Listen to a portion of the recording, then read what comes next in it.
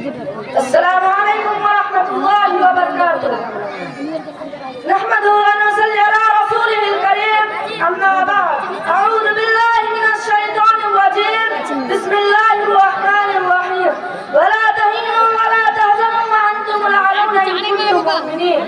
جناب صدر جوان، حکم صاحبان، مسبق و مربی عزیز احترام اور کل جواب آج کے سرنا تقابلی معینہ پروگرام میں میں جس موضوع کے تحت رب کشائی کرنے کی جسارت کر رہا ہوں وہ ہے سورہ سے زمین پر آسمان کا اس میں کوئی شک نہیں ہے کہ آج مسلمان دنیا میں ذلت و رسوائی کی زندگی کر رہے ہیں. قدم قدم پر انہیں دشواریوں کا سامنا کرنا پڑتا ہے. لمحہ لمحہ انہیں پہچان کرنے کی کوشش ہو رہی ہے. پل پل ان کے خلاف سازش جا رہی ہے. کل تک جو قوم دنیا کی امن امن کا بیان دیتی تھی اور پھلوں وہ کامیابی کا رب کرتی تھی وہ آج دنیا کی نظر میں جیسا کرتا گئی ہے. کل تک جس دن کو پھلوں وہ کامیابی کا جانب سمجھا جاتا تھا اور جو دن انسان کو کمائی کے دانے سے بچا کر گزارا مقام پر فائز کرنے کے لایا تھا آج اسے واسو شانتی کے لیے خطرہ کہا جاتا ہے اور اس کا پیروکاروں کو جلیل وارث سمجھا جاتا ہے. کل تک جو قوم دنیا کی رہنما تھی وہ آج مغلوبہ اور بے بس ہے.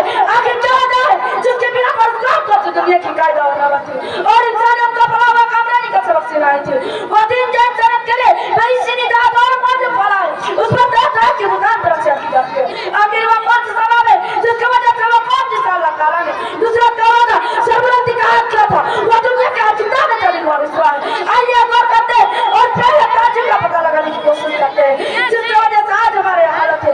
تھوڑی دیر تک اپنے چہروں کو تھکانے اور گورا پھٹے سمندر میں آدھا سمندر لگانے پر ہی وہ سوار یہ کہیں کمانا ہو جاتا ہے اور چاہیے اختیار اللہ تعالیٰ کے ساتھ بچا کر رکھتا ہے.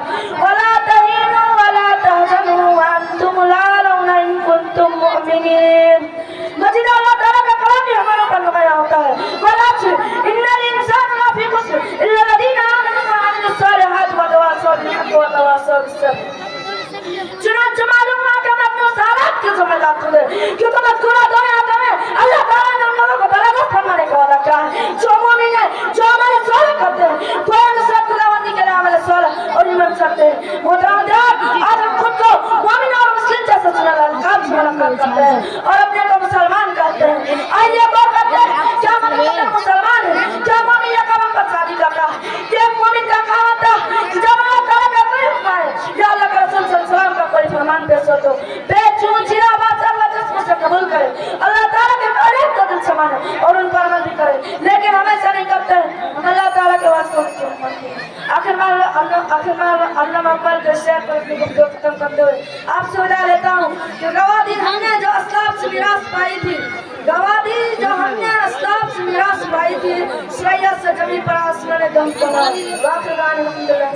السلام علیکم ورحمۃ اللہ وبرکاتہ.